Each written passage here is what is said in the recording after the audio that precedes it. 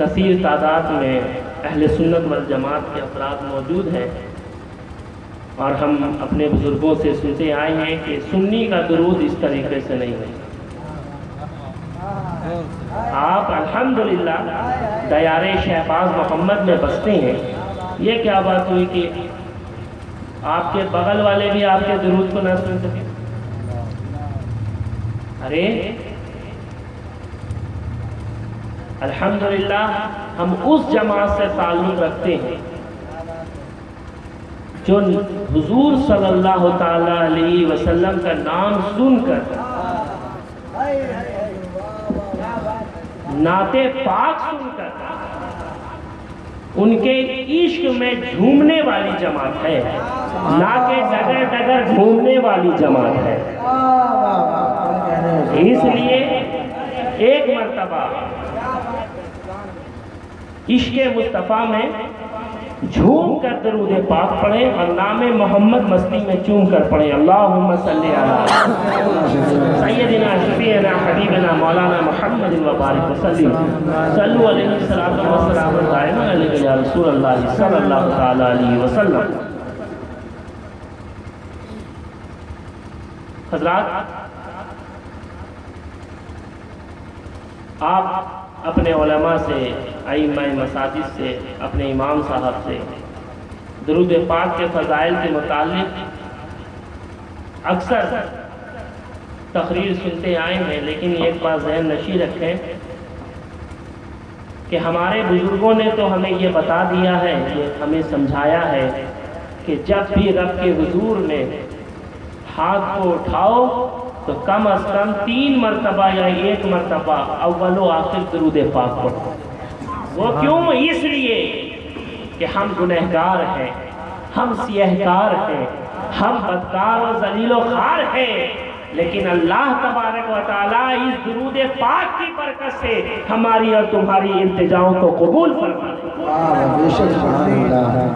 اور ہمارے بزرگوں نے ہمیں یہ بھی بتایا کہ درود پاک ایک ایسا وظیفہ، ایک ایسا عمل ہے جو کبھی اللہ تبارک و تعالیٰ کی بارگاہ میں رد نہیں ہوتا، بلکہ ہر حال میں قبول ہوتا۔ خود حضور صلی اللہ تعالیٰ علیہ وسلم نے ارشاد فرمایا ہے کہ کل بروز حشر وہ شخص مجھ سے سب سے زیادہ قریب ہوگا جو دنیا میں کثرت سے مجھ پر درود پاک پڑھتا ہے۔ اس لیے جب کوئی خطیب، جب کوئی واعظ، جب کوئی ذاکر، جب کوئی، اور ہمارے بزرگوں نے کہا آج تو یہ حضرت دستور ہو گیا ہے کہ فلاں چیز کا سیون نہیں کرتے ہیں تو حضرت نیند نہیں آتی۔ آج ہمارے معاشرے میں بدقسمتی سے ہمارے علاقے میں بھی، ہمارے سماج میں بھی، مسلمان کے اندر بھی یہ بات پیدا ہو چکی ہے کہ فلاں چیز کا سیون نہیں کرتے ہیں، استعمال نہیں کرتے ہیں تو ہمیں نیند نہیں آتی ہے۔ جب بھی درد و الم میں مبتلا رہتے ہیں تو اس کا سیون کر لیتے ہیں، جب بھی پریشان رہتے ہیں تو اس کا استعمال کر لیتے ہیں۔ آج ان علماء کرام کی موجودگی میں یہ فقیر شہبازی پہلے صف سے لے کر آخری صف والوں تک یہ اعلان کر رہا ہے اور آپ کو بتانا چاہتا ہے کہ میرا وعدہ ہے، آپ چاہے کسی بھی غم میں مبتلا ہو، بڑے سے بڑی پریشانی ہو، آپ کئی رات سے سوئے نہیں ہیں، لیکن خدا کی عزت کی قسم آپ طہارت بدن کے ساتھ حضور سرور کونین کی بارگاہ میں درود پاک کا نذرانہ عقیدت پیش کریں، اور پیش کرنے کے بعد یہ شعر پر جائے کہ میں سو جاؤں یا مصطفیٰ کہتے کہتے کھلے آنکھ صلی علی کہتے کہتے۔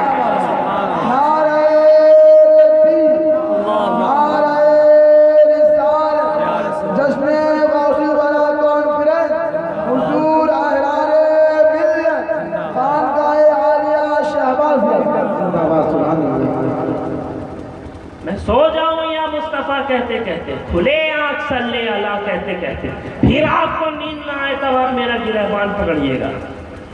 پیارے، بہت اچھی بات ہے کہ ہم بے چین رہتے ہیں کہ کوئی خطیب آئے اور غوث اعظم کے کرامات بیان کرے، لیکن یہ بہت کم ہی لوگ ہیں جو چاہتے ہیں کہ غوث اعظم کی تعلیمات بھی بیان کریں۔ آج ہم پر لوگ اعتراضات کرتے ہیں، سوال اٹھاتے ہیں، انگشت نمائی کرتے ہیں۔ ہمارے کون ایسے بزرگ ہیں جو شریعت پر نہ چلے؟ بہت ہی تاریخی جملہ تھا حضور خطیب اعظم ہند کا کہ ہمارے ہر بزرگ شریعت پر بھی چلے ہیں اور طریقت پر، لیکن بس فرق یہ ہے کسی کی نگاہ یہاں دیکھتی ہے، کسی کی نگاہ وہاں دیکھتی ہے۔ یہ چلنے والوں کا قصور نہیں ہے، یہ دیکھنے والوں کا قصور۔ خود سرکار غوث اعظم فرماتے ہیں جو شخص نماز پنج گانا ادا نہیں کرتا ہے اسے مسلمان کی قبرستان میں دفنانا نہیں۔ آج غوث اعظم کے بز میں آئے ہو، آج ان کا ذکر جمیل سننے کے لیے آئے ہو، آج ہم آپ جتنے لوگ یہاں پر موجود ہیں یہ عہد کریں کہ آج سے ہم نماز پنج گانا بجماعت ادا کریں انشاءاللہ۔ اللہ تبارک و تعالی مجھے آپ کو تمام حاضرین کو یہ توفیق عطا فرمائے، آمین۔ حضرات اب اتنا بھی وقت نہیں ہے کہ میں اس موضوع کو آج اپنا عنوان بنایا اس کے متعلق لمبی چوڑی گفتگو کروں، لیکن کوشش کروں گا کہ 5 سے 7 منٹ میں کچھ پتے کی بات گوش گزار کر میں اپنی خطابت کو سمیٹ دوں گا۔ آپ نے 2 صاحب سجادہ کے اشعار سنے، سبحان اللہ، لیکن یہ شاعری کا سلسلہ آج سے نہیں 400 سال نسلاً بعد نسلیں چلا۔ آپ نے حضور ضیاء شہبازی کے بھی اشعار سنے اور ابھی کے میاں صاحب کے بھی، عطا شہبازی کے بھی اشعار سنے۔ اب بس میں 3 سے 4 شعر اپنے دادا جان حضور صفی العالم صفی شہبازی علیہ رحمت و رضوان پیش کر دوں۔ ارشاد۔ آپ فرماتے ہیں طلوع وہ دیکھو رسالت کا آفتاب ہوا، سبحان اللہ، سبحان اللہ۔ طلوع وہ دیکھو رسالت کا آفتاب ہوا، ضیاء سے جس کی ہر ایک ذرہ ماہتاب ہوا، ضیاء سے جس کی ہر ایک ذرہ ماہتاب ہوا، اور کہیں جو حد سے فضول شوق و اضطراب ہوا۔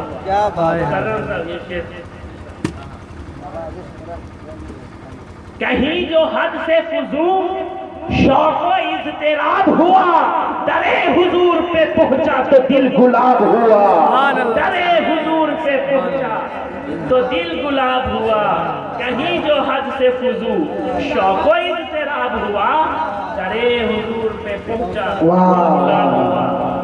اب قرآن میں دیکھ لو ہر بات حق کی جانب سے، قرآن میں دیکھ لو ہر بات حق کی جانب سے، کہیں پہ تاہا تو یاسی کہیں خطاب ہوا، کہیں پہ تاہا تو یاسی کہیں خطاب ہوا۔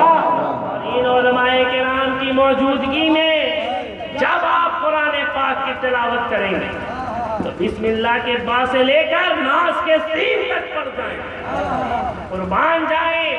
اللہ تبارک و تعالی اور انبیاء کرام کو پکارا تو نام لے لے کر یا عیسیٰ یا موسیٰ کہہ کر پکارا، لیکن قربان جاؤ جب بھی ہمارے اور تمہارے نبی کو پکارا، خطاب کیا تو ہر بار ایک نئے انداز سے کیا، ہر بار ایک اچھوتے انداز سے کیا۔ کبھی یا ایھا النبی کہہ کر پکارا، کبھی یا ایھا الرسول کہہ کر پکارا، کبھی یا ایھا المزمل کہہ کر پکارا، کبھی یا ایھا المدثر کہہ کر پکارا، کبھی برہان کہہ کر پکارا، کبھی طٰہٰ کہہ کر پکارا، کبھی یاسین کہہ کر پکارا، کبھی سراج منیر کہہ کر پکارا، کبھی نور کہہ کر پکارا۔ تو اس پکارنے کے انداز سے ہمیں اور تمہیں معلوم ہوتا ہے کہ آدم کا مقام اور ہے، محمد کا مقام اور، شیخ کا مقام اور ہے، محمد کا مقام اور، یحییٰ کا مقام اور ہے، محمد کا مقام اور۔ ارے پیارے، یہ وہ اور ہے جو قابل غور ہے، یہ وہ اور ہے کہ میدان حشر میں بھی انہی کا دور ہوگا، اوروں کا حال یہ ہوگا، کہیں گے اور نبی اذهبوا الی غیری، میرے نبی کے لبوں پر انا لہا ہوگا، کہیں گے اور نبی اذهبوا الی غیری، میرے نبی کے لبوں پر انا لہا ہوگا۔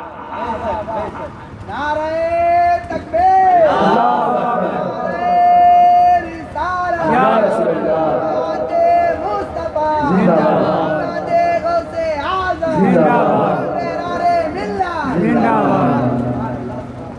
پھر فرماتے ہیں بپا ہے شور یہی ہر طرف میرے مولا، بچاؤ ورنہ سفینہ تو غرق آب ہوا، بچاؤ ورنہ سفینہ تو غرق آب ہوا۔ اور صفی کو ناز ہے، مقطع میں فرماتے ہیں صفی کو ناز ہے واللہ اپنی قسمت پر، صفی کو ناز ہے واللہ اپنی قسمت پر، جو دید شاہ رسولہ سے بہر یاب ہوا، جو دید شاہ رسولہ سے بہر یاب ہوا، طلوع وہ دیکھو رسالت کا آفتاب ہوا، ضیا سے جس کی ہر ایک ذرہ ماہتاب ہوا۔